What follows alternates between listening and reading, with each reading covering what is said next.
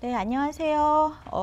오늘 2023 한국 영유아 교육보육 패널에 시간일지 관련된 자료가 탑재돼서 이제 연구 방법론에 대한 내용을 다룰 수원대학교 아동가족복지학과 차승은입니다. 반갑습니다. 오늘 강의는 이제 시간일지 혹은 생활시간 자료라고 불리는 이 데이터를 어떻게 분석하고 어떻게 다룰 수 있는지 그 내용을 구체적으로 알려드리려고 합니다.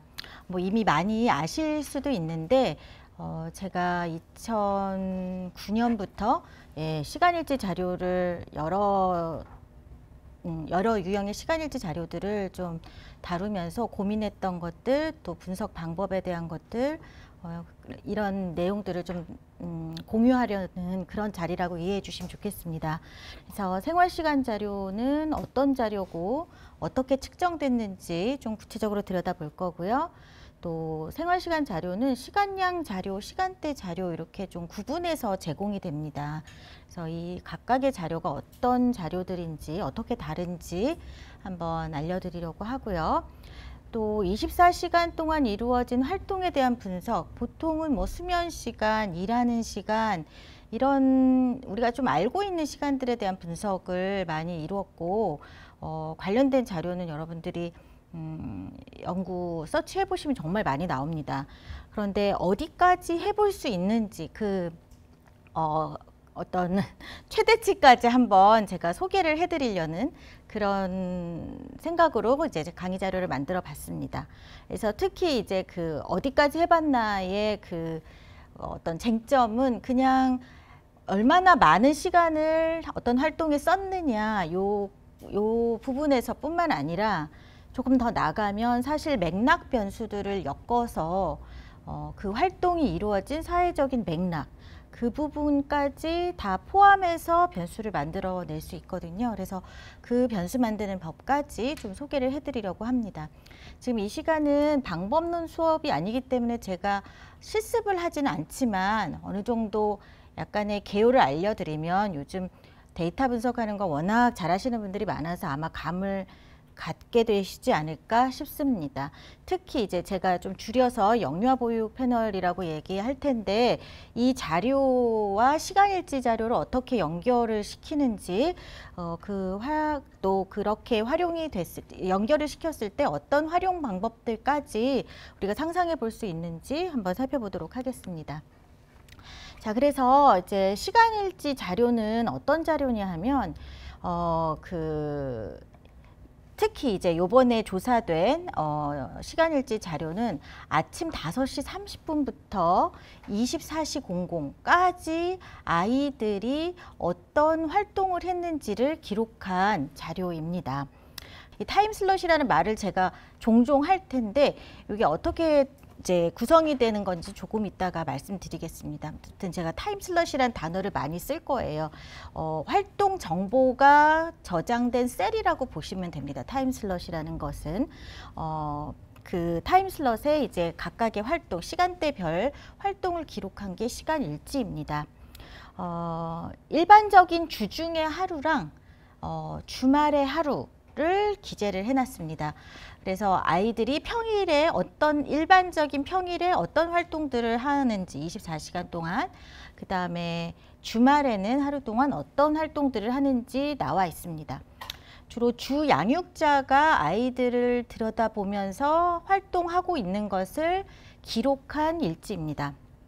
그리고 중요한 거는 주 활동, 즉 우리가 메인 액티비티라고 얘기하는 거는 딱 보여지는 활동을 말하고요. 또 이제 뒤에 가면 동시 활동 이런 얘기가 나옵니다. 예, 주 활동을 하면서 또 다른 활동이 병행되는 경우를 얘기하는데 예를 들어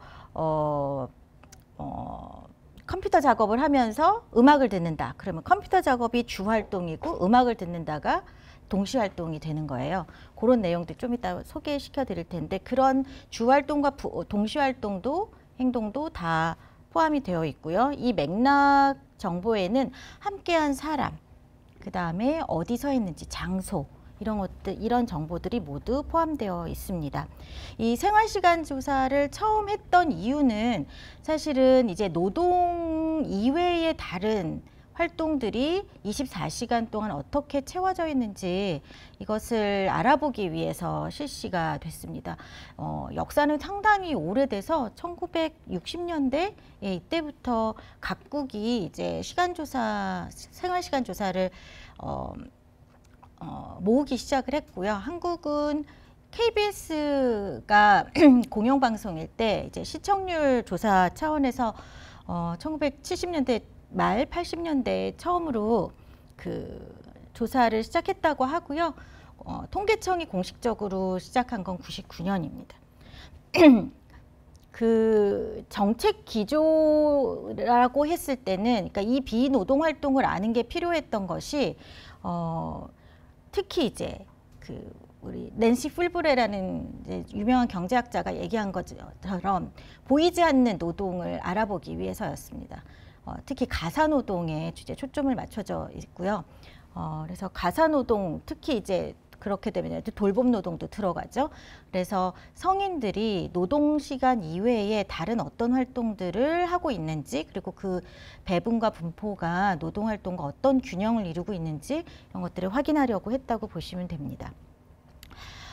근데 이제 시간이 흘러가면서 생각보다 더 많은 어떤 그 연구 주제들이 등장하기 시작을 해요.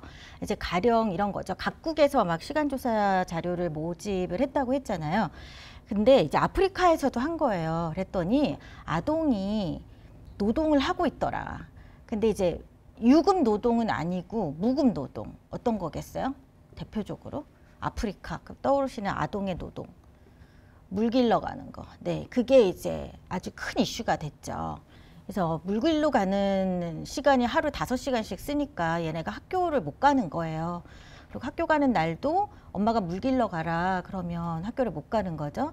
그래서 이제 아동의 교육 환경이 그 정도로 열악하다는 거, 특히 이제 남자아이들보단 여자아이들이 주로 물을 기른다는 거. 그래서 그 아프리카 사회에서 똑같이 난민구호 기금이 들어가도 남학생들은 교육을 받는데 여학생들은 교육을 못 받는 이런 일들이 이제 그런 내용이 사실 드러나게 된 거예요.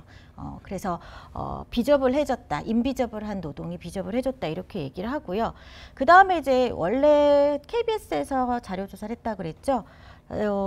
어떤 미디어 활동 시간, 네, 그러면서 이게 조금 더 붉어져서 더 확장돼가지고 이제 신체 활동 시간, 여가 시간 이런 부분에 대한 내용도 생활시간 자료로 확인을 할 수가 있었기 때문에 그래서 사람들이 많이 관심을 가졌습니다. 최근에 한국은 우리나라도 이제 생활시간 자료 가지고 막 연구하는 게 붐이 일었던 시기가 있어요. 2016년, 17년, 그 전부터 15년부터. 저도 그때 한참 재밌게 그 생활시간 자료 가지고 연구할 때였는데 그때 아주 붐을 일었어요. 그리고 그때 워낙 붐을 이루니까 사람들이 여러 가지 새로운 그 연구 주제를 막 캐잖아요. 그때 우리나라에서 되게 재밌게 나왔던 게 이동 시간이에요. 그래서 출퇴근 시간이 우리나라 너무 길다. 다른 나라에 비해. 그러니까 출퇴근 시간까지 합하면 근로시간이 10시간이 넘어가는 그런 사회다. 이런 게 이제 좀 밝혀졌죠. 그다음에 되게 재밌는 게 이제 비만 인구가 늘어나니까 도대체 사람들이 언제 밥 먹느냐, 얼마나 많이 먹냐, 이제 이것이 관심이 있었어요. 그래서 좀 이따 보여드리겠지만 섭식시간, 그러니까 먹는 시간에 얼마나 투여하고 있느냐, 그리고 얼마나 자주 먹느냐, 이것도 이제 생활시간 자료에서 다 보여지기 때문에 사람들이, 영양학자들이 생활시간 자료 그 연구진에 들어가가지고 같이 보기도 했습니다. 또 하나는 되게 재미난 내용인데 아무것도 하지 않는 시간. 노동 시간에만 관심을 가졌던 사회에서 이제 각국이, 우리나라는 좀 비저블하지는 않은데 실업자가 많은 국가나 노숙자가 많거나 일하지 않는 인구가 있는 국가들은 이 아무것도 하지 않는 시간에 대한 관심이 좀 있어요. 예. 근데 제가 요번에 우리 이 패널에 시간일지로 데이터를 봤더니 아기들도 뒹굴거리는 시간이 있더라고요. 예, 그래서 되게 재밌게 봤습니다. 이것을 어떻게 활용하면 아이들이 학습하지 않고 혼자서 그냥 좀 이렇게 뒹굴거리는 시간들이 있는지, 그리고 어떤 아이들이 그런 게 보장이 되고 어떤 아이들은 보장이 안 되는지 그 내용을 살펴볼 수 있지 않을까 싶습니다. 조금 빨리 넘어갈게요. 자, 타임뉴스 다이어리는 사실 되게 많이 있어요. 예, 여러 가지 종류를 제가 여기다 다 담진 않았고 대표적인 것만 담았습니다. 미국에는 ATUS가 있고요. 당연히 한국에는 KTUS가 있습니다. 네, 통계청에서 수집하고 있고요. 작년에 수집했기 때문에 아마 올해 릴리스가 될 것 같아요. 그 다음에 헥터스라고 유럽 연합의 국가들이 만들어 놓은 데이터가 있고요.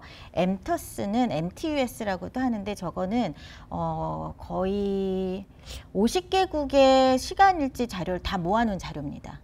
그래서 국가 간 비교할 때는 MTUS를 쓰면 좋은 게 각 나라마다 활동의 영역이나 변수가 다 다를 수 있잖아요. 이거를 호환을 시켜놨어요. 그래서 MTUS를 보면 그러니까 핀란드 아이들하고 우리나라 아이들을 비교할 수 있다든가 스페인이나 일본 아이들과 우리나라 아이들을 비교할 수 있습니다.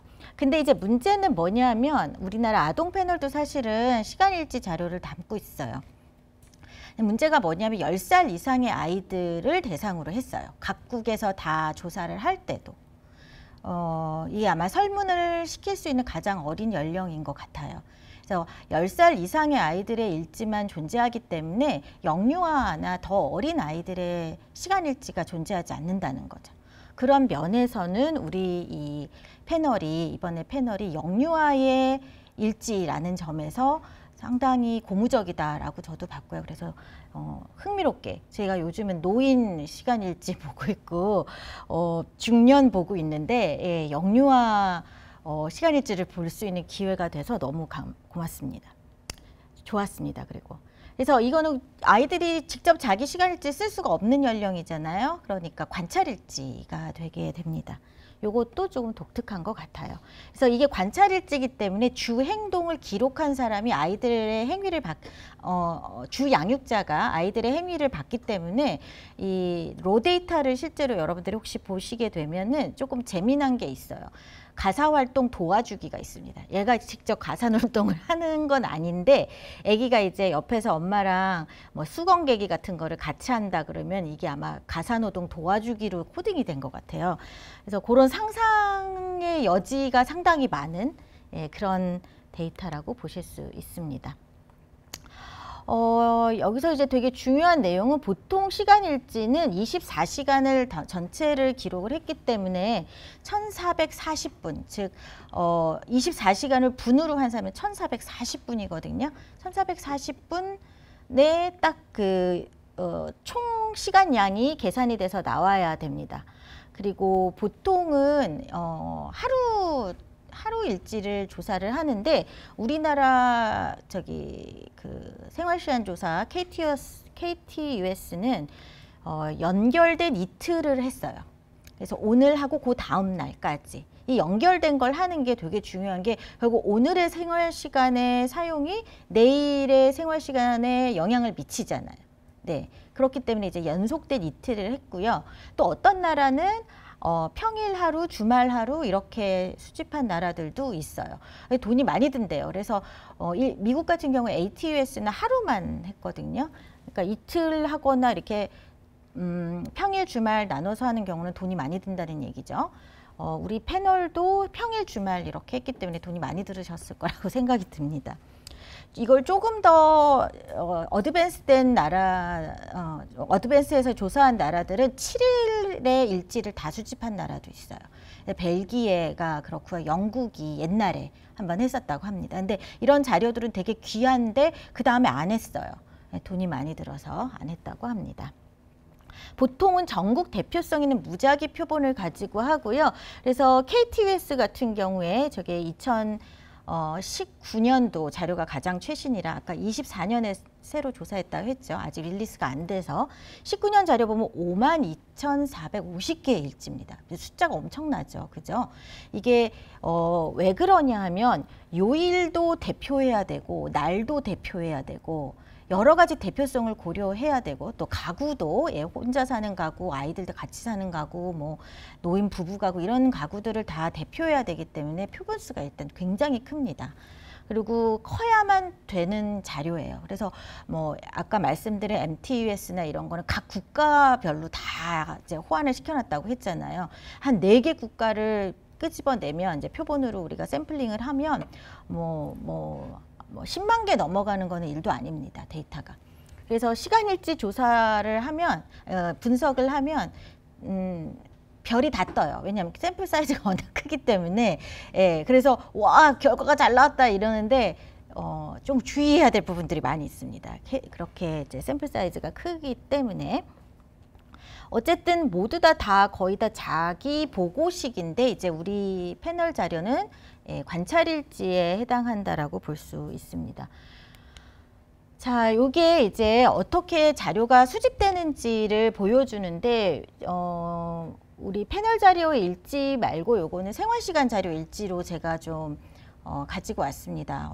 어떤 방식으로 데이터가 수집되는지 보여드리려고요. 주요 항목은 보시면 주로 한 활동, 동시에 한 활동, 장소, 함께한 사람. 잘 보이실지 모르겠지만 여기 이렇게 품목이 이렇게 있죠. 그 다음에 여기에는 이쪽 세로 줄에는 시간이 적혀 있습니다. 그래서 지금 제가 어디서부터 잘라왔냐면 아침 6시부터 잘라왔어요.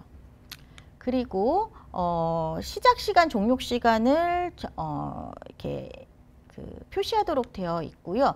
그다음에 앞서 말씀드린 것처럼 함께한 사람, 장소까지 같은 시간에 어떤 행위를 했으면 그거 할 때 뭘 같이 했고 스마트폰은 갖고 있었는지, 그다음에 장소는 어디였고 함께한 사람은 누구였는지를 표시하도록 되어 있습니다. 그러니까는 그 응답자들의 응답 부담이 상당히 높은 자료라고 볼 수 있어요. 자, 그 다음에 이제 인구 사회학적 정보들은 이 시간일지에 앞선 장에 한 3-4장 정도에 간단하게 물었습니다. 그래서 우리 KTUS가 굉장히 좋은 자료임에도 불구하고 사람들이 사용을 못하는 이유가 관련 변수가 많이 수집되어 있지 않아요. 그러니까 너무 하드 변수가 많은 거예요. 인과 사회학적 특성하고 뭐 정서 정도 최근에 물어봤고 그 다음 바로 시간일지로 넘어가요. 저 같은 경우는 이제 하드 자료 갖고 노는 게 좀 재미가 있는데 이제 심리, 사회 뭐 이런 쪽에 관심 있으신 분, 정서, 뭐 우울 이런 거에 관심 있으신 분들은 이 자료 보면 난 쓸 게 없다 이렇게 말씀도 하십니다. 근데 미국 같은 경우에는 시간일지 자료랑 사회조사 자료를 매칭할 수 있게 또 만들어놨는데 우리나라는 그게 안 돼요. 하지만 우리 이 패널의 시간일지는 주양육자가 보고한 내용들, 엄마가 보고한 내용들, 아버지가 보고한 내용들 설문이랑 연결을 시킬 수 있다는 점. 그게 아주 좋은 거죠. 네. 물론 샘플 수는 작지만 그래도 연결시킬 수 있다는 게 좋습니다. 자, 그러면 이거 제 시간일지입니다. 이렇게 사실은 표시를 하게 돼 있어요. 제가 아침 6시에 6시 반쯤에 일어났는데 침대에서 뒹굴거립니다. 그래서 침대에서 안 일어나요. 화장실 갔다 커피 내리고 아침 준비하고 아침 먹고 아침 먹은 거 치우면서 동시에 고양이 화장실 청소 물갈이를 합니다. 아침에 되게 바쁘죠. 그죠? 네. 그리고 보시면 누구랑 같이 있었는지가 나오는 남편이 있다가 남편 7시 반에 출근을 합니다. 그래서 그 다음은 이제 제가 혼자 있는 거예요. 여기다가는 여기 품목에 애완동물이 없었기 때문에 제가 안 넣었어요.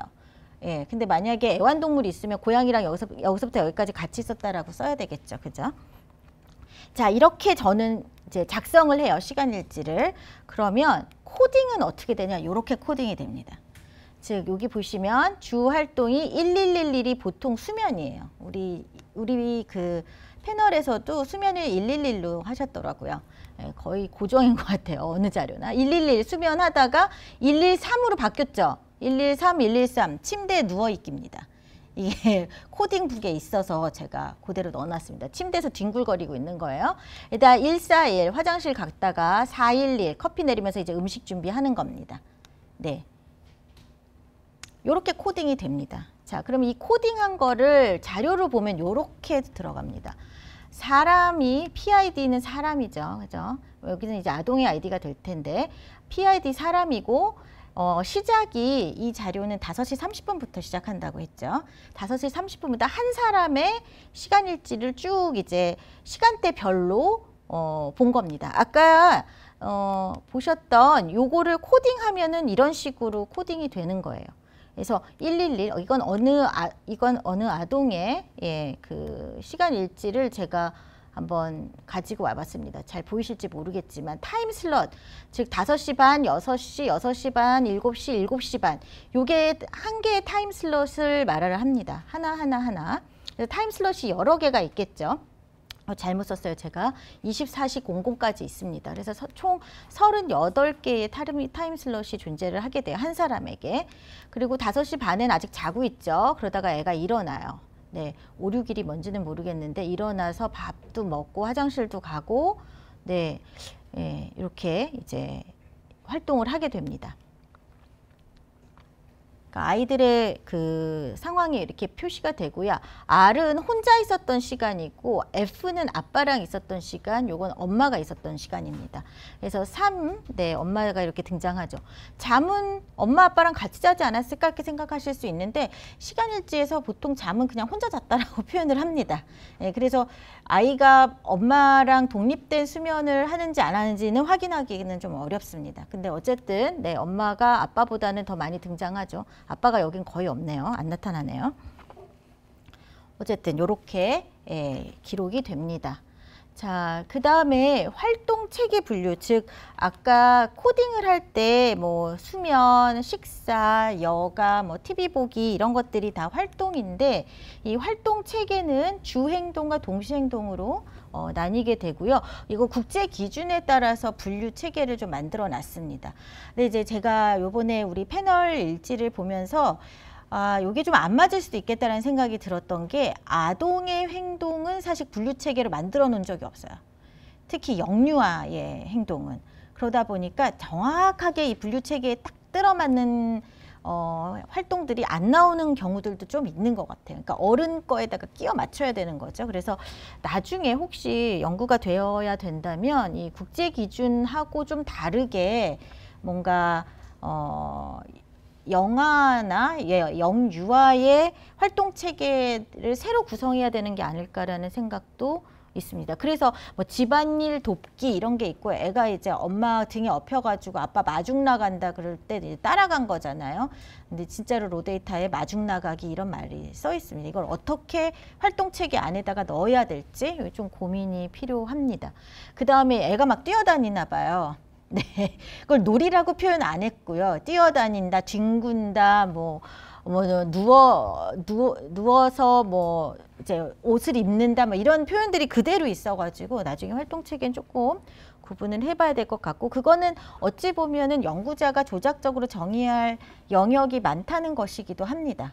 특히 아동의 경우에는 좀 더 조작적으로 정의할 수 있을 것 같아요. 실제로 가사노동 쟁점에서도 자동차 관리를 가사노동에다 넣을 거냐 말 거냐 가지고 되게 논란이 좀 있고요. 은행일이나 뭐 관공서 간 거를 큰 틀의 가사노동으로 넣을 거냐, 이게 왜 문제가 되냐면요, 은행일이나 자동차 관리 남자들이 해요. 근데 이거를 가사노동에서 빼면은 남자가 가사노동 하는 시간이 되게 줄어들어요. 그래서 그렇습니다. 또 쇼핑 시간을 가사노동에 넣을 거냐 말 거냐, 쇼핑은 취미생활 아니야 또 이런 사람도 있고 여가생활 아니야. 그래서 연구마다 쇼핑을 가사노동에 넣는 사람도 있고 안 넣는 사람도 있고 좀 그렇습니다. 네, 그런 면에서 이제 종교도 어떤 사람은 여가에다 넣고 안 넣기도 하고, 그러니까 만약에 영유아 관련된 일지를 본다고 했을 때는 영유아의 특정 활동을 놀이에다 넣을지 어떤 엄마 아버지와 함께하는 시간으로 넣을지 고민해보는 시간이 좀 필요해 보입니다. 자, 제가 그냥 줄여서 영유아 보육 패널이라고 얘기한다고 했는데요. 보통은 24시간을 다 측정해요. 즉 00시 00부터, 그러니까 00시부터 24시 00까지를 다 타임 슬롯으로 그 설문지에서 묻고, 제가 아까 보여드린 예시처럼 그렇게 응답자들이 그 응답을 하게 되는데요. 영유아 보육 패널, 우리 패널은 5시 30분, 새벽 5시 30분부터 예, 24시 00까지 수집을 했습니다. 즉 새벽 시간에 일지가 비어 있어요. 그래서 총 시간이 1140분으로 고정이 되어 있습니다. 다른 나라들 거를 보면 저 1440분이 총 시간, 그러니까 모든 활동 시간을 다 합하면 1440분이 나와야 되는데 그게 잘 안 나와요. 미싱이 있다는 얘기입니다. 활동의 미싱이. 그럼 다 수면으로 넣으면 되지 않아요? 여러분 그렇게 생각하실 텐데 생각보다 사람들이 중간에 깨는 사람도 있고 밤에 안 자는 사람도 있고 그래서 활동의 총합은 무조건 1440분이 나와야 돼요. 근데 우리나라는 통계청이 무슨 짓을 했는지 모르겠는데 미싱이 하나도 없어요. 예, 그래서 제가 외국에 나가가지고 미싱이 없다고 하면은 너 그게 진실이냐 이렇게 얘기를 하거든요. 예, 근데 어떻게 이렇게 미라클한 자료가 있을 수 있냐. 근데 영유아보육 패널도 이번에 보니까 1140분으로 미싱이 하나도 없어요. 예. 그러니까 그럼 나머지 시간은 나머지 빈 시간은 수면 시간으로 채우면 돼요. 그냥. 예, 수면 시간이라고 고려를 하면 되더라고요. 수면 시간이 잘려 있는 상황이긴 합니다. 예. 그래서 일지상에 있는 수면은 사실 잘려 있는 시간이라고 볼 수 있고 그 주 설문지에 주 양육자한테 아이들이 얼마나 자는지 물었어요. 예, 물어가지고 그 스타일라이즈 된 퀘스천에 아이가 평소에 얼마나 잔다 이 문항이 있습니다. 거기에 응답을 했어요. 그래서 그 값하고 제가 일지에 있는 값하고 계산을 좀 했는데 거의 안 틀려요. 예, 거의 안 틀려서 그냥 그 일지에 나타난 거에다가 더하기 네, 지금 저기 딱 부족한 한 300분 정도를 300미닛을 더해서 계산을 해도 되고 아니면은 난 조금 그거는 찝찝하다 싶으시면 그냥 그 주 설문지의 수면 시간 자료를 활용하시면 수면 시간은 정확하게 파악이 됩니다. 그 다음에 이제 하루 24시간 제약이라고 제가 제목을 붙여놨는데 우리가 24시간 혹은 1140분이라는 총액을 가지고 지금 분석을 해야 된다는 것을 꼭 기억할 필요가 있어요. 왜냐하면 시간은 결국 제로섬인 거거든요. 그 안에서 우리가 움직일 수밖에 없거든요. 그러니까 특정 행동이 늘면 다른 행동들은 줄어들 수밖에 없어요. 그래서 상관관계를 내보면은 당연히 많이 잔 사람들은 노동 시간이 줄어들고요.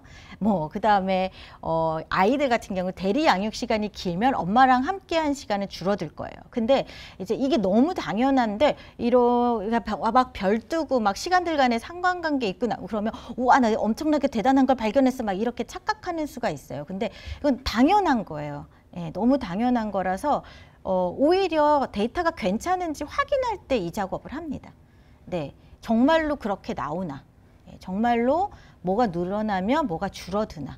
근데 너무 미미한 활동들은 사실 이 패턴이 정확하게 보이지 않는데 막 수면같이 큰 덩어리의 활동들 있잖아요. 이런 거는 확실히 노동시간하고 연결이 되어 있다든지 또 대리양육하고 부모 돌봄 이거는 완전히 상보적이잖아요. 그러니까 대칭적이라고 해야 되나? 어떻게 상호 보완적이라고 해야 되나요? 네, 그러면 정말 제로섬 상태가 나올 수밖에 없어요.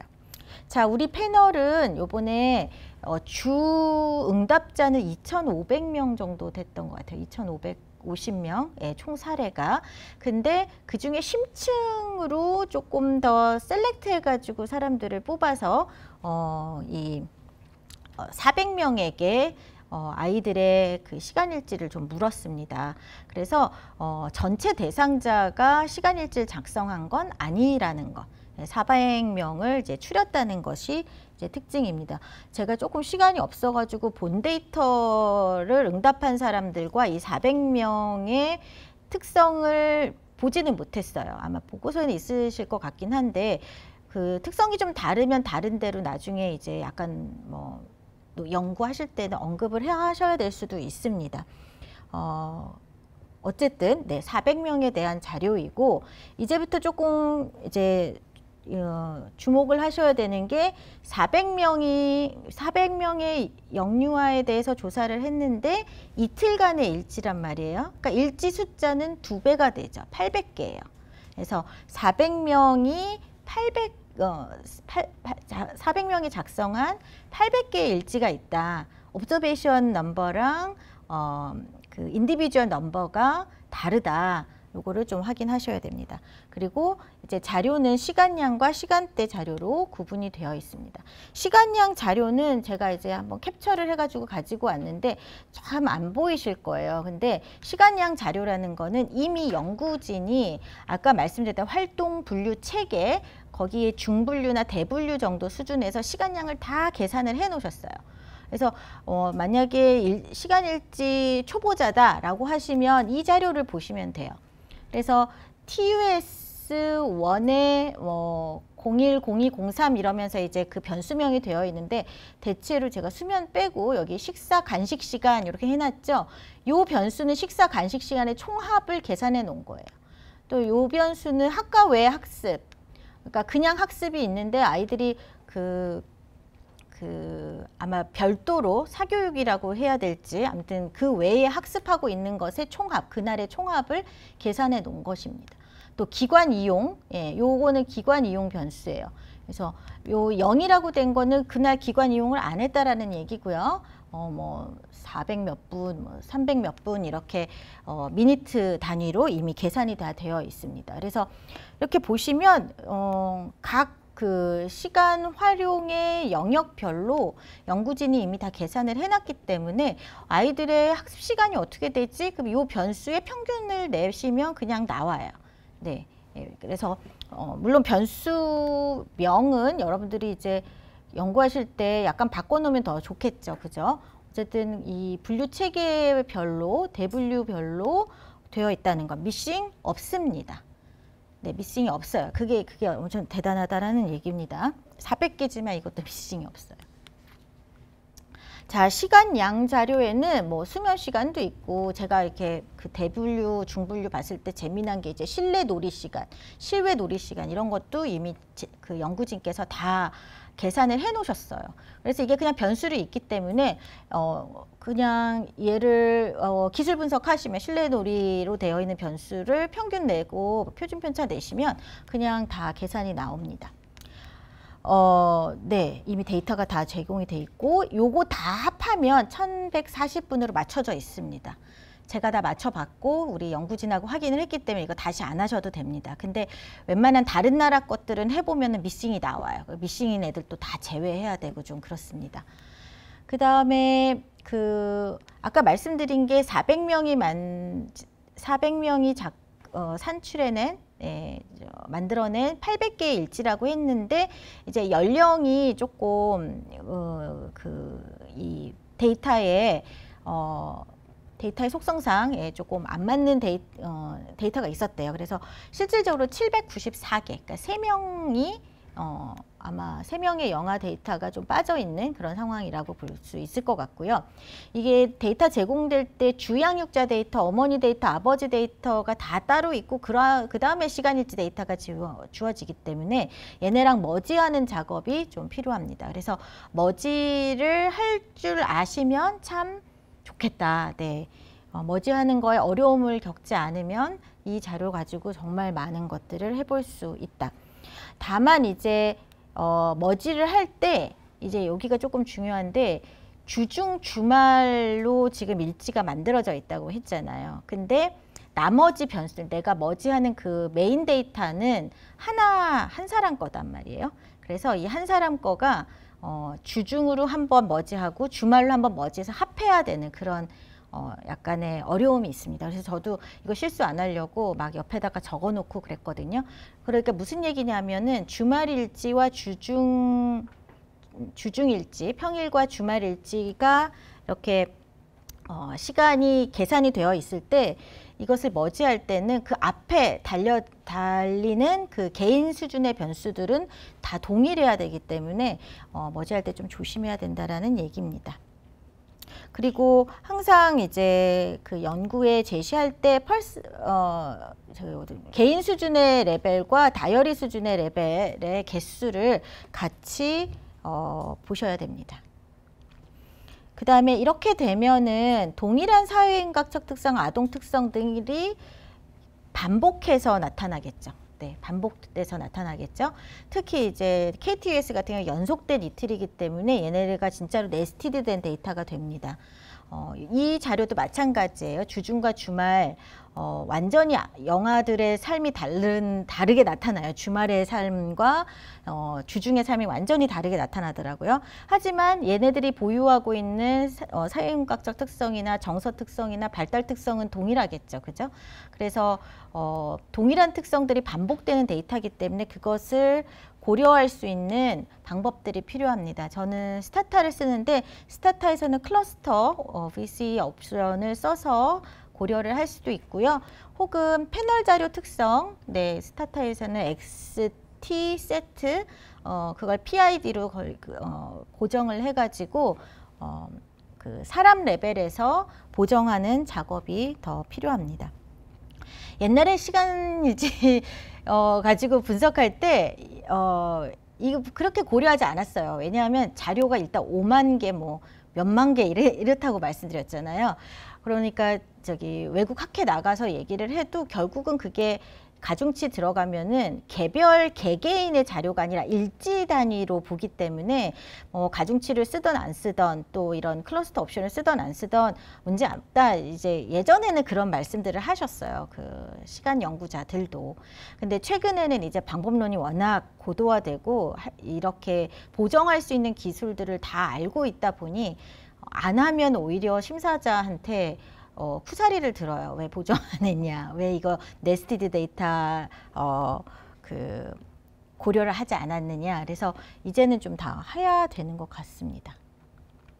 자, 그 다음에 이제 시간대 자료는 아까 맨 처음에 보여드렸던 그 시간일지 로 데이터를 바로 코딩했을 때 나타나는 내용이라고 했는데요. 이 시간대 자료가 이제 뒤에 가서 맥락 변수를 만들어낼 때 되게 중요해요.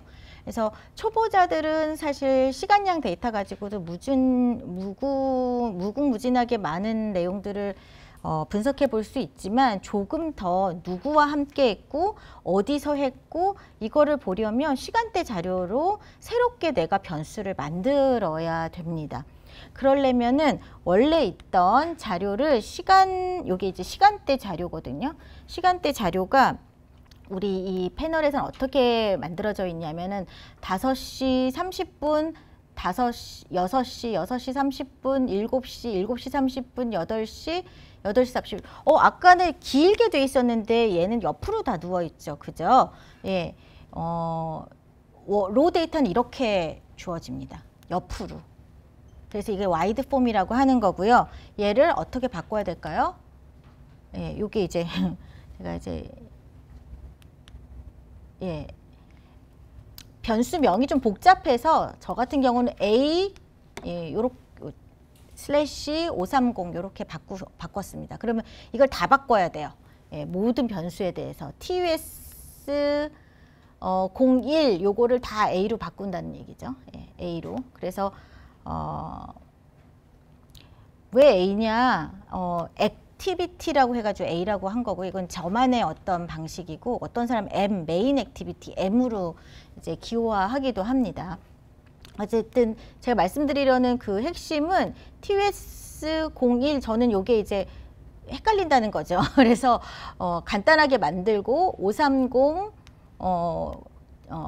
그다음에 이 530이 이제 5시 30분이니까 6시, 6시 반, 7시, 7시 반 이렇게 이제 변수명을 다 바꾼 다음에 롱폼으로 바꾼다는 거죠. 그러면 롱폼이 A가 이제 530이 이렇게 수직으로 세워져요. 530, 600, 5시 반, 6시, 6시 반, 7시, 7시 반 이렇게 세로로 세워지게 되고 거기에 따라서 그 액티비티, 메인 액티비티가 코딩된 게 이렇게 세로로 세워지게 됩니다. 앞서서 시간일지 설문지랑 되게 구조가 비슷해졌죠. 그죠? 그럼 이 상태에서 이제 사실은 맥락 변수를 만들게 됩니다. 그 맥락 변수 만드는 거는 조금 이따가 다시 말씀드릴게요. 자, 그러면 평균 활동 시간 이제 분석으로 들어갈 겁니다. 어떻게 분석이 될 수 있는지 그리고 분석할 때 무엇을 산출해야 되는지 뭐 당연히 평균 시간 계산하는 거 아니야? 이렇게 생각하실 수 있는데 평균 시간만이 아니라 시간일지는 평균 시간을 행위자 비율과 행위 시간으로 분해해서 보기도 합니다. 자, 많은 경우 여러분들 이런 거 많이 보셨을 거예요. 가사노동 평균, 뭐 여성의 가사노동 평균 3.2시간, 뭐 취업자의 하루 노동시간 9.5시간. 이거 어떻게 계산했냐? 아까 시간량 데이터에서 그 변수별로 그냥 기술 분석을 하면 이렇게 나옵니다. 다만 이제 그 시간량은 미니트로 되어 있어요. 분으로 되어 있다는 거죠. 모든 그 계산이 분 단위로 계산이 되어 있어요. 분 단위로 계산이 돼 있어서 만약 시간을 하고 싶으면은 60분으로 나누셔야 돼요. 근데 이제 왜 사람들이 분 단위를 더 선호하냐 하면 가사노동이나 노동시간 같은 경우 워낙이 뭐 9시간, 뭐 그다음에 수면시간도 뭐 10시간 이러니까 시간 단위로 해도 괜찮아요. 근데 제가 예전에 독서 시간 한번 해봤거든요. 하루 20분 이렇게 나오는 거예요. 그럼 0. 몇 시간이 나오죠. 알아보기가 너무 어려워요. 그래서 여러분들이 내가 큰 단위의 시간을 보겠다 할 때는 시간으로, 아워로 표기하는 게 훨씬 더 낫고, 좀 많이 이루어지지 않는 활동으로 하겠다 그랬을 때는 미니트 단위가 훨씬 더 좋습니다.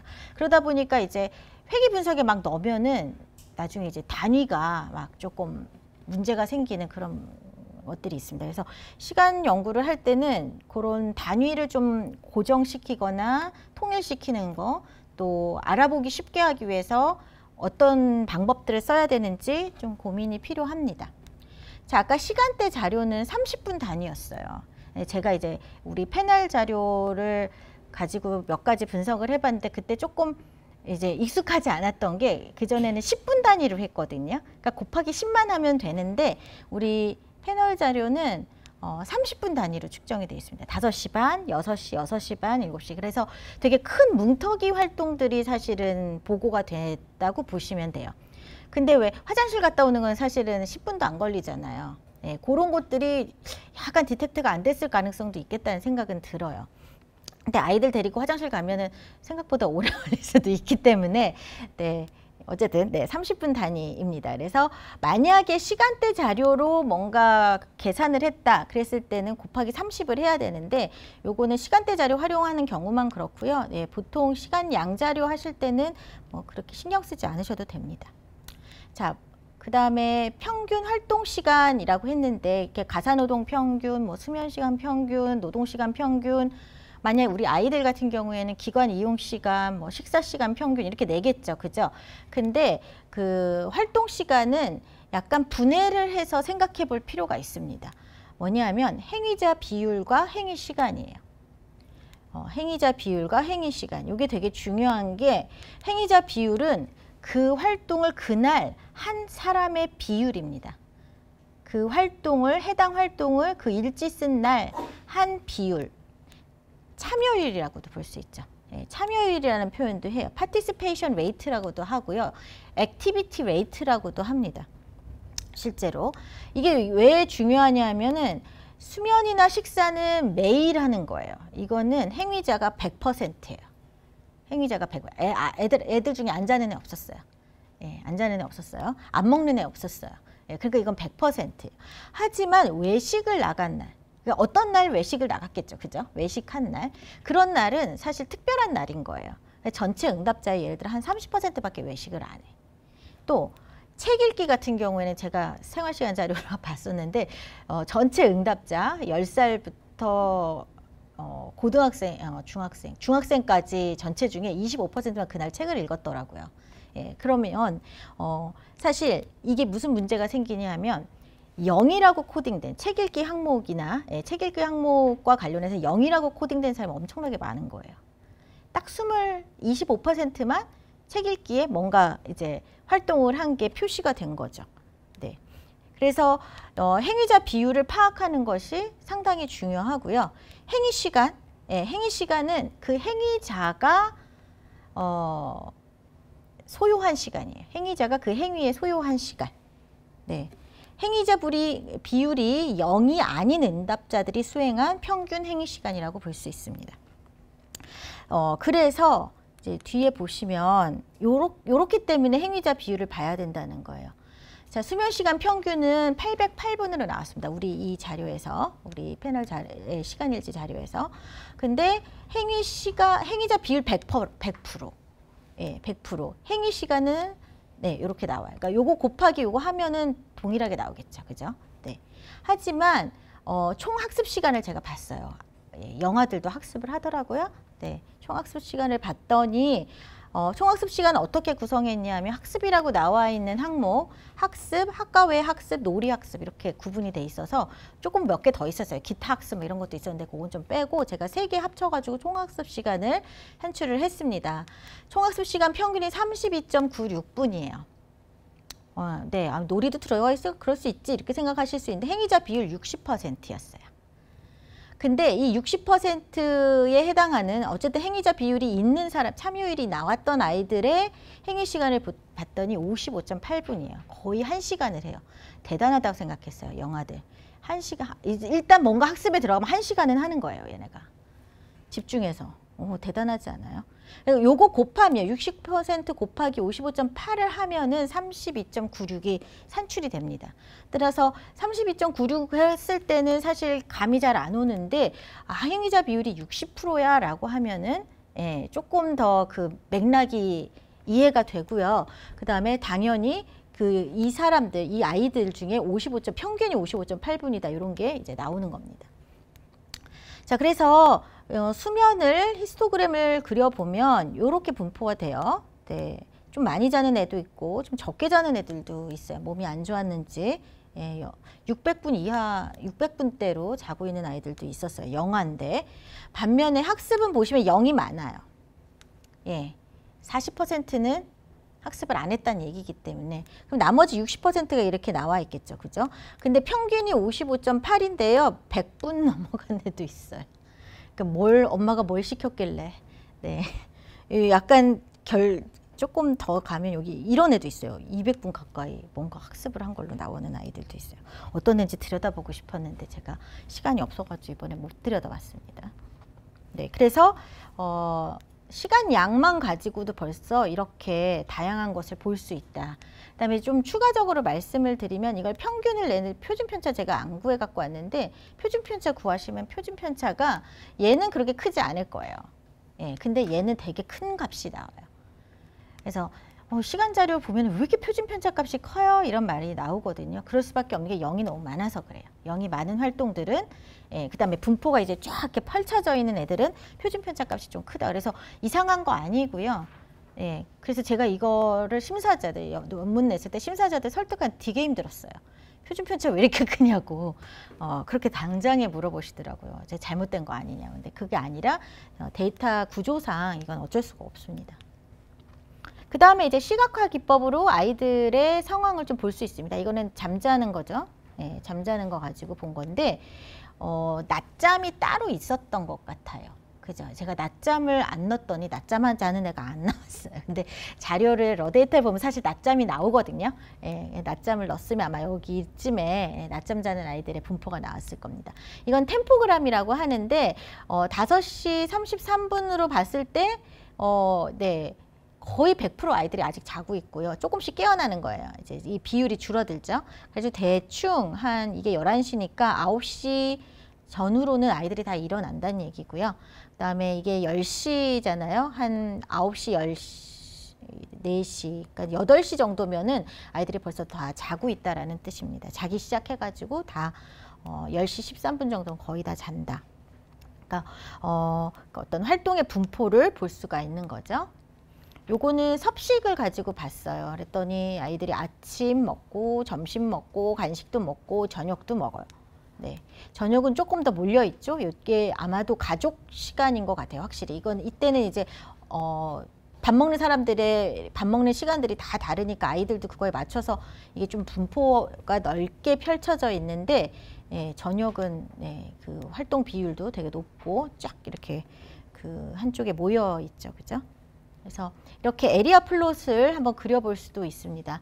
이 시각화 기법을 그리기 위해서는 롱폼 데이터를 활용할 수 있어야 돼요. 그래서 시간량 데이터는 정말 기초 하시는 분들이 하시면 되고, 데이터 가지고 좀 놀고 싶다 이런 분들은 시간대 데이터를 가지고 좀 이것저것 해보시면 좋을 것 같아요. 요즘 패널 데이터 잘 사용하시잖아요. 저는 패널 데이터가 그렇게 익숙하지 않았던 사람이라서 사실 시간대 데이터 가지고 변수 만드는 거 익히는데 지금 시간이 많이 걸렸습니다. 하지만 이제 요즘 젊은 우리 연구자들은 너무 잘하시더라고요. 어쨌든 이 시각화 기법은 롱폼, 그 시간대 롱폼 데이터 가지고 보셔야 됩니다. 자, 한번 제가 분석해 봤어요. 당연히 시간량 데이터는 뭐 t-테스트, 아노바 이런 거 기본적인 거 다 하실 수 있습니다. 그래가지고 이렇게 이제 그 테이블들을 산출할 수가 있겠죠. 제가 좀 봤는데 수면은 남녀 차이가 없더라고요, 우리 영아들이. 근데 먹는 거 좀 차이가 있어요.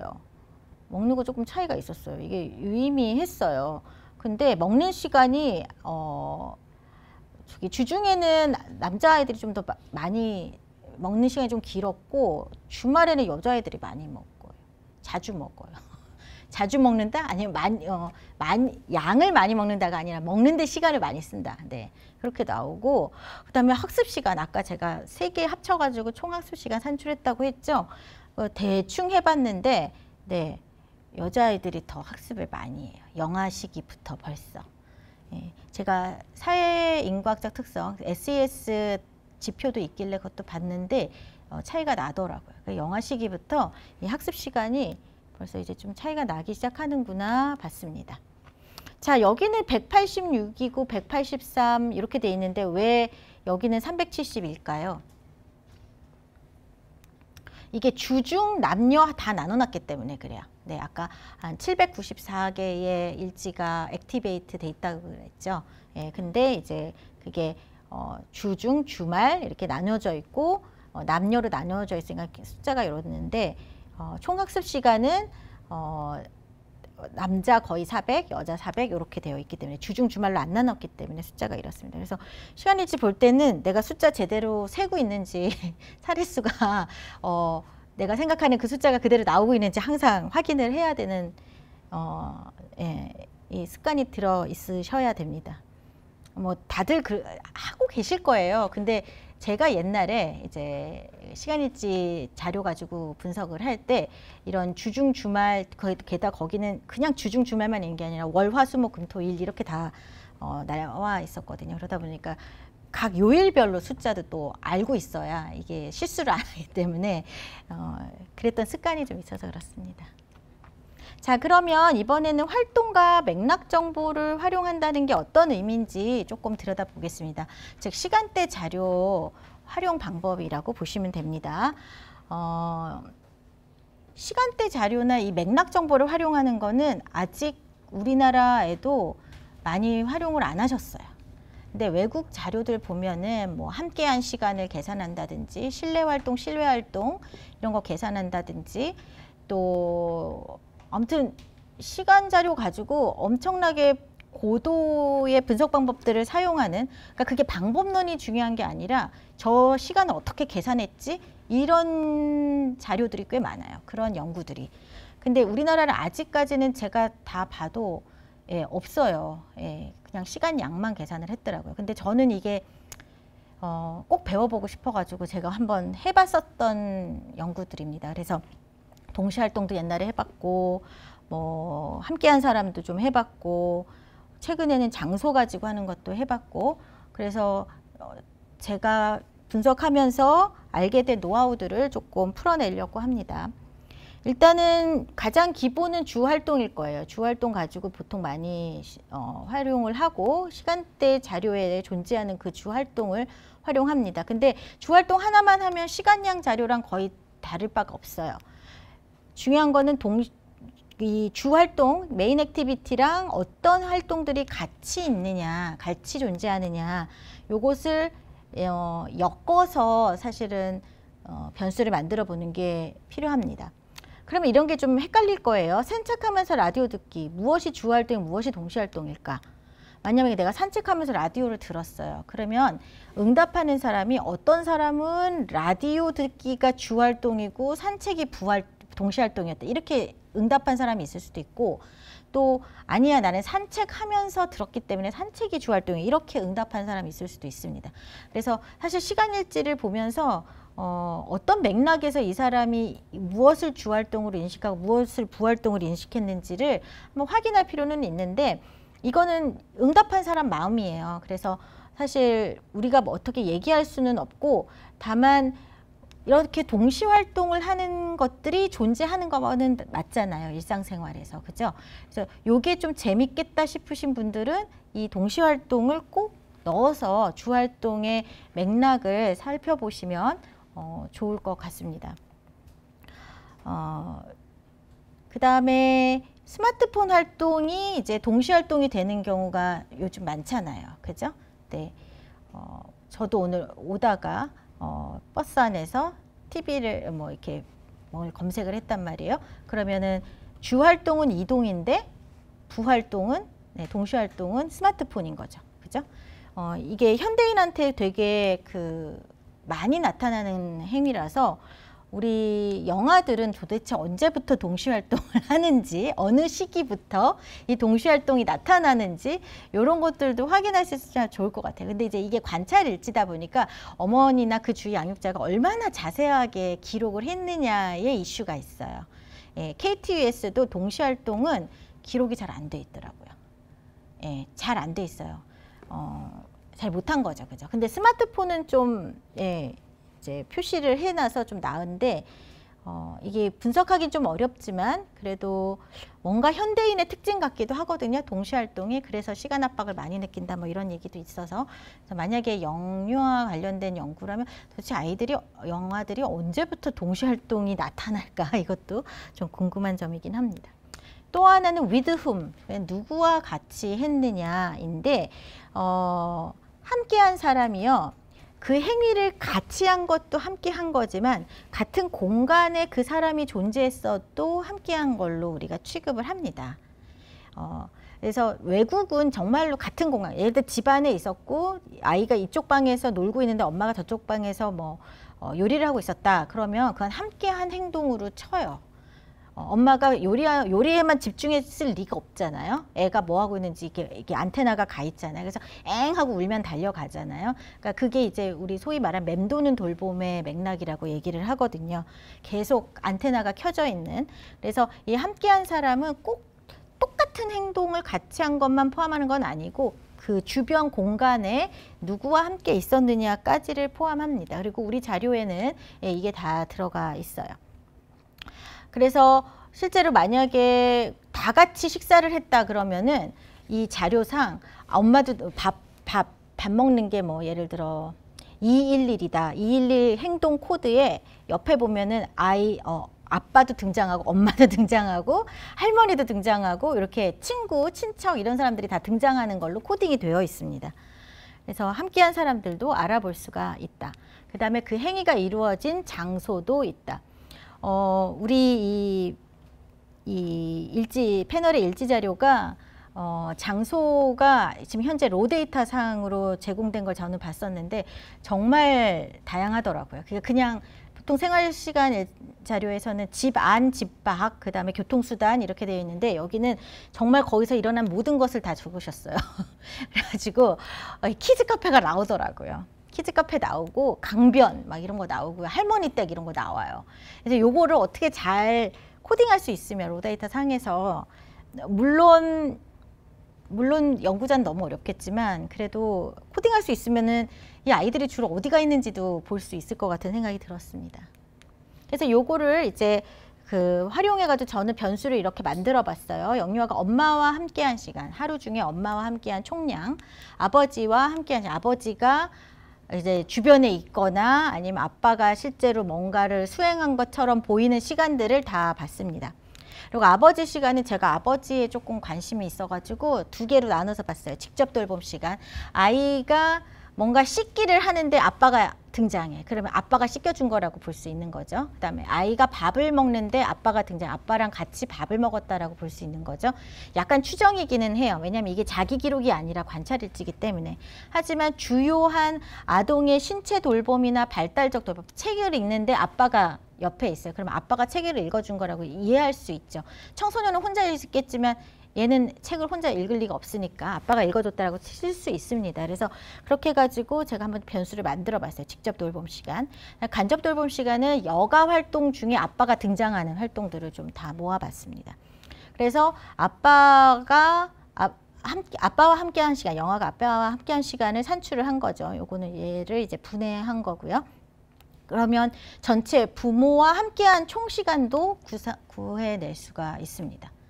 자, 이러면 영아가 엄마랑 더 많이 있는지, 당연히 엄마랑 더 많이 있죠. 네, 많이 있는데 아빠랑도 이 정도 시간을 지금 쏟고 있고요. 보시면 민맥스를 보면 엄마랑 하루 종일 붙어 있던 애도 있어요. 1140분이 총 시간이라 그랬죠. 예, 엄마랑. 근데 아빠는 그거에 비하면 일단 이 전체 액수가, 예, 저기 총 합시 맥스가 엄마에 한참 못 미치죠. 그죠? 엄마한테는 한참 못 미쳐요. 요거는 왜 그럴까요? 이거는 540인데 이건 600이에요. 이상한 거 아니야 이렇게 생각하실 수 있는데 아마 직접 돌봄하면서 간접 돌봄도 같이 있었던 것 같아요. 이게 겹쳐져 있었기 때문에 얘는 600으로 나오고 얘는 540으로 나왔습니다. 같이 겹쳐져 있거나 그럴 경우가 이럴 수 있어요.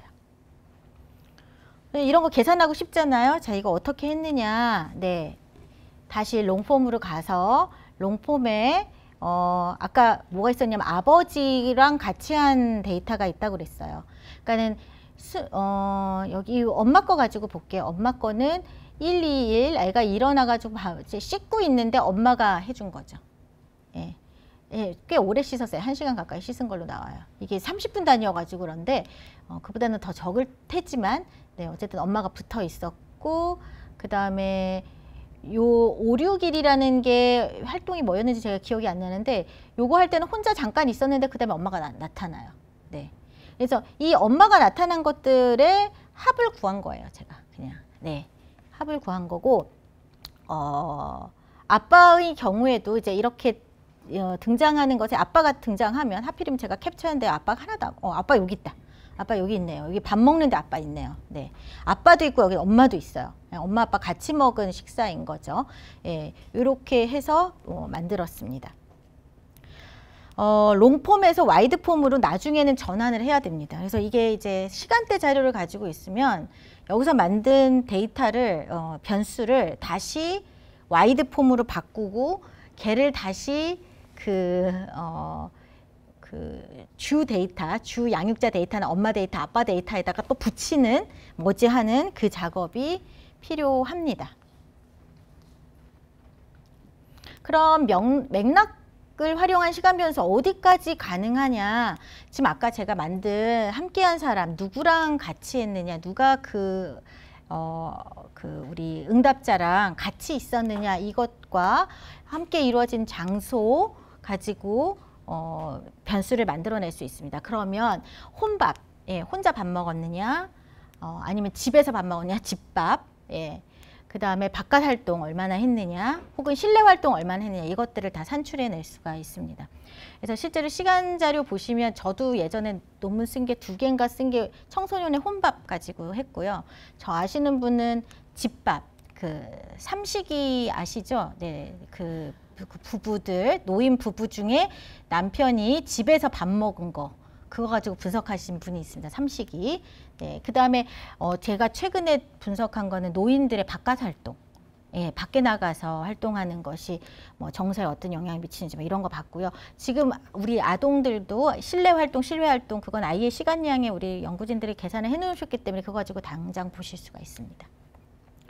그 다음에 식사나 섭식의 하루 빈도, 에피소드 수를 계산할 수가 있어요. 즉 지금은 이렇게 시간 양은 전체 하루 중에 식사한 시간 총량이 나오지만 이 시간대 자료로 보면은 식사가 나타나는 횟수를 다 계산해낼 수 있고 또 식사가 물론 한 번에 30분 만에 다 먹을 수도 있지만 1시간 동안 걸리고 2시간 동안 걸리고 그러면 에피소드가 여러 개가 나오잖아요. 에피소드 숫자 더한 게 그냥 시간량 아닌가요? 이렇게 생각하실 수 있는데 꼭 그렇지만은 않아요.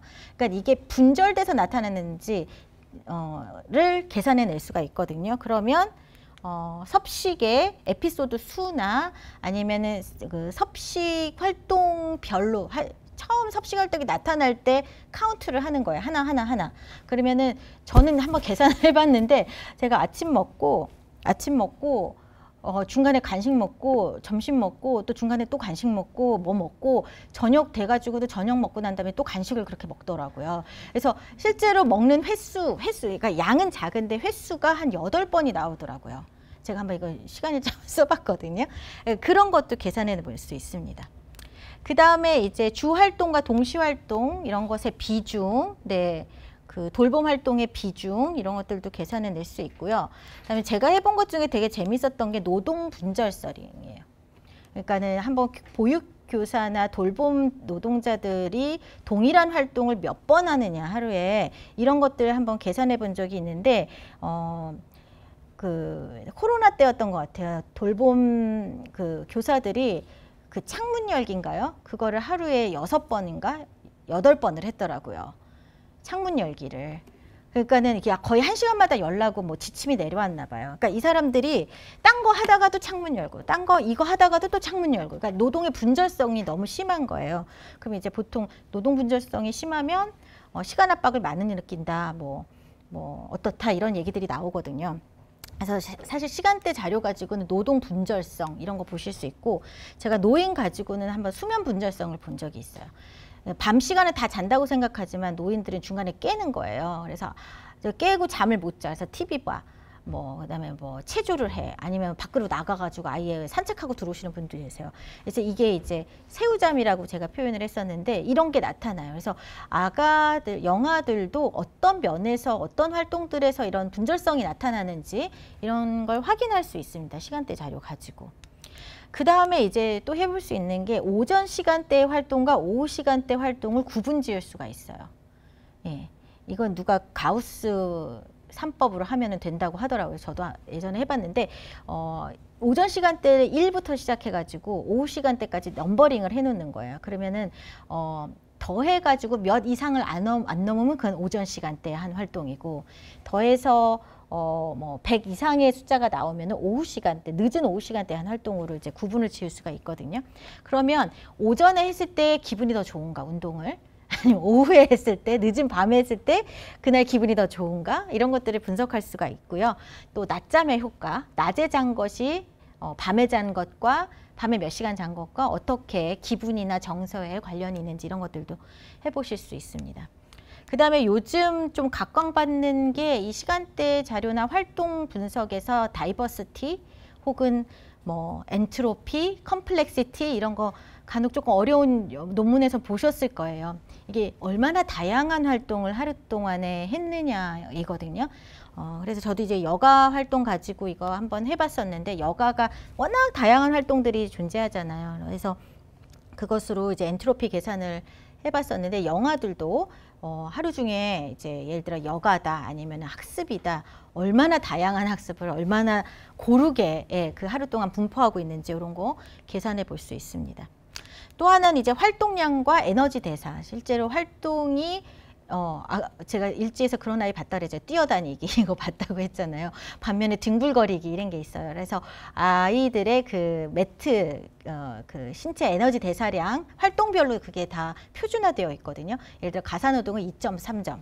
네, 매트 계산이 아니면 달리기는 5점 몇 점 이렇게 나와요. 그러면 그 양을 다 더하면 하루 중에 하루 동안 수행한 에너지 총량이 나옵니다. 그래서 어떤 활동들을 많이 하고 어떤 활동을 통해서 이제 에너지 대사가 이렇게 일어나는지 이런 부분들을 우리가 확인할 수 있어요.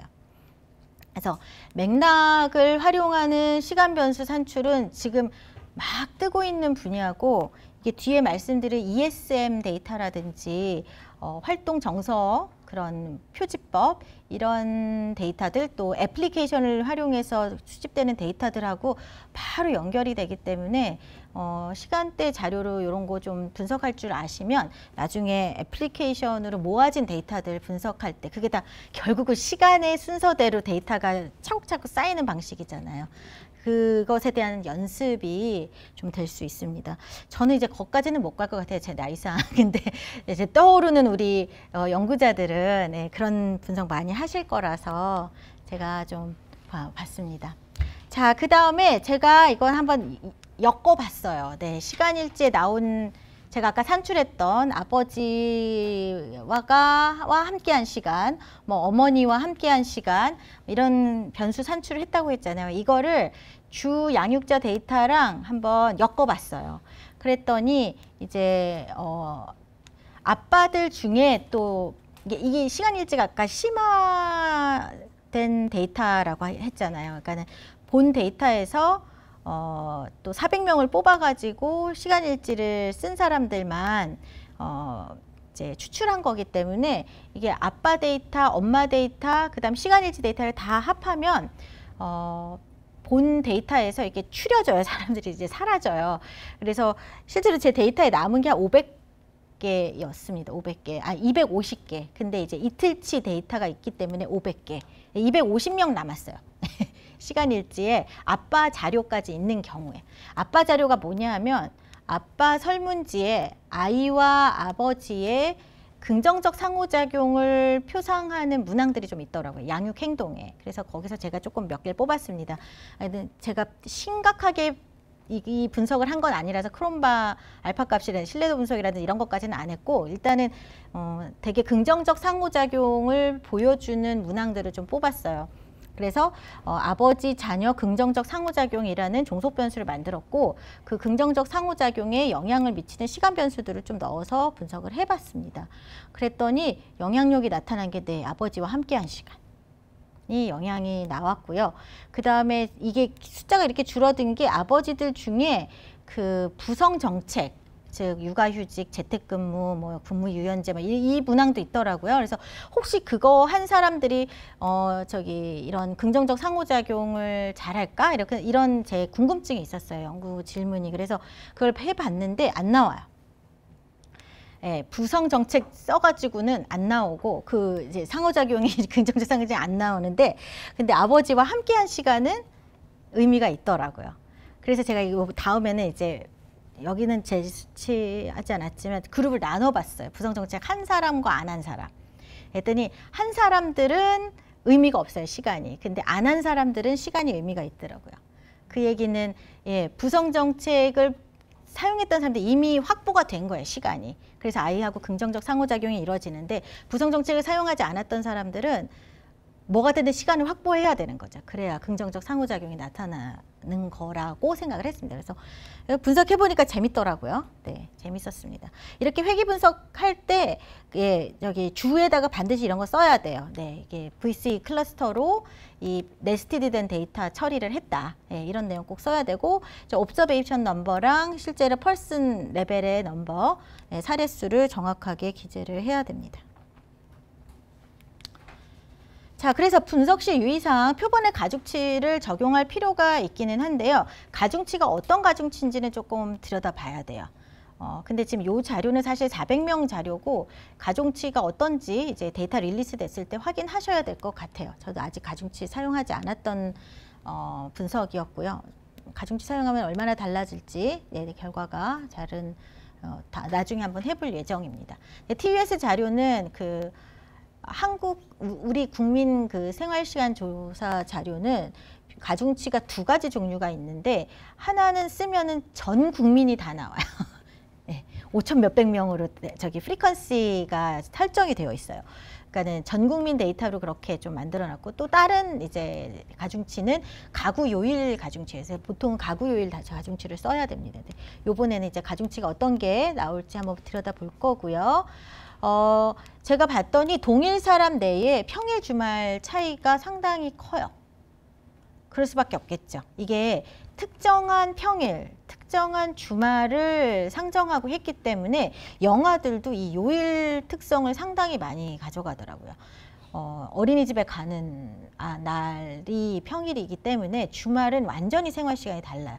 그러다 보니까 잠자는 시간도 너무 다르고 밥 먹는 시간도 다르고 예, 노는 시간도 되게 달라져요. 그래서 지금 같은 사람 내에서도 평일 주말 차이를 반드시 데이를 그래서 통제를 해야 된다라는 거. 그래서 여기도 제가 네, 여기 날짜를 예, 통제 변수로 썼죠. 그 생활시간 자료는 연 이틀 이어진 이틀이기 때문에 사실 데이를 통제 안 하는 경우들도 많이 있어요. 근데 저한테 심사가 오면은 무조건 데이 넣어서 다시 돌리라고 그러거든요. 근데 이거는 안 할 수가 없을 것 같아요. 예, 너무 달라서 평일 저는 이렇게 생긴 자료는 외국 자료밖에 못 보다가 요번에 봤기 때문에 이렇게 되면은 정말로 데이를 통제하지 않으면 좀 안 되겠다는 생각이 들었습니다. 그 다음에 물론 자기보고 데이터의 한계가 있을 수 있습니다. 그래서 약간 상상의 나래를 좀 피셔야 돼요. 이게 관찰 일지로서 주양육자가 아이들의 행위를 봤다. 그래서 보고한 거다. 그래서 나오는 시간이라든지 또 이게 30분 단위다. 그럼 왜 10분 단위 안 하고 30분 단위로 했을까 이렇게 생각하실 수 있지만 이게 응답 부담이 있어요. 10분 단위로 하면 벌써 설문지가 막 저기 2장, 4장까지 넘어가요. 그래서 다른 나라도 30분 단위로 하는 나라들이 있습니다. 그러니까 이게 꼭 저기 잘못됐다고 볼 수는 없어요. 하지만 우리가 조금 상상의 나라를 펼쳐야 되는 부분들이 있다는 거. 그 다음에 네, 네스티드 된 자료라는 거. 그래서 아까 말씀드린 편차 고려할 필요가 있습니다. 자, 그럼 이걸 가지고 어떤 정책적인 활용들을 할 수 있을까? 제가 좀 고민을 해봤어요. 저도 이 자료 가지고 지금 벌써 2009년부터 지금까지 시간 자료를 써봤다 그러면 온갖 시도도 다 해보고 많이 써보기도 했고 그런데 막상 내가 제가 너무 궁금한 거 위주로 연구를 하다 보니 또 외국에서 시도한 것들 보면서 한국 자료도 이게 어떻게 나타날까 이런 시도들로 이제 연구를 해봤기 때문에 정책으로서의 어떤 그 의미, 네, 이거는 조금 고민이 되더라고요. 그래서 쓰다가 예, 조금 중간에 놓친 부분도 있을 수 있습니다. 아이고. 근데 일단은 하루 24시간 주 7일의 어떤 일상생활의 패턴이 기술된다는 건 되게 중요한 것 같고 특히 이 자료는 영유아잖아요. 얘네들이 이제 아주 어린 아가부터 이제 발달해 나가면서 시간 활용이 어떤 부분에서 어떻게 증가하는지 늘어나는지를 볼 수 있다는 점에서 이게 쌓이면 예, 상당히 큰 파급 효과를 가질 것 같아요. 예, 외국에서는 이제 그때 영국의 에서 나온 책이 있었는데 A Child's Day라는 책이에요. 네, 그게 영국의 아주 유명한 시간학자예요. 예, 거시니 교수의 제자인데 그분이 이제 요즘 떠오르는 세별이거든요. 그분이 낸 책인데 30년간 영국의 10살짜리에서 고등학생까지 난 아이들이 30년 동안 어떻게 변했는지 시간 사용의 어떤 트렌드를 쫙 분석을 해냈었어요. 그래서 우리도 이게 만약에 아이들이 커가는 그 와중에 계속 수집이 된다면 정말 아가 때의 그 시간 활용이 이후의 발달과 정서와 어떤 행위에 어떤 영향을 미치는지 볼 수 있을 것 같아서 비록 400명의 작은 숫자이지만 저는 상당히 의미가 있을 거라고 생각이 듭니다. 그 다음에 이제 그 원래의 이 시간일지가 만들어진 게 드러나는 유급의 노동 외에 다른 활동들로 국민들이 어떻게 생활하고 있는지를 보려고 했다고 했잖아요. 드러나지 않은 일상이나 활동이 차지하는 비중. 그래서 영유아라고 했을 때 우리가 보통 교육, 보육 이렇게 이제 학습하는 시간 중심으로 보게 되는데 혹시 그 드러나지 않은 시간들에 아이들이 무엇을 하고 있는지 볼 수 있다면 그것도 되게 좋은 것 같아요. 그래서 제가 자꾸 뒹굴거리는 시간을 집어넣고 있는데 네, 그렇습니다. 그 다음에 이제 활동들 간의 시간 비중과 주중과 주말의 리듬. 네, 이것도 이제 현대 사회에 사람들의 어떤 삶을 이해하는 데 되게 중요할 것 같아요.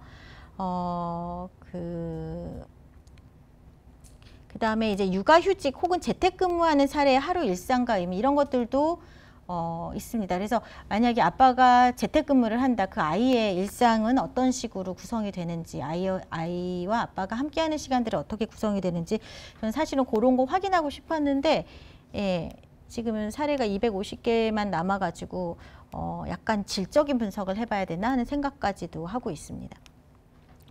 어쨌든 그 육아휴직, 재택근무, 그런 엄마나 아빠와 또 실제로 취업 상태에 있는 부모들, 이런 전환기에 어떤 생활시간 패턴에 차이가 있는지 들여다보면 좋을 것 같아요.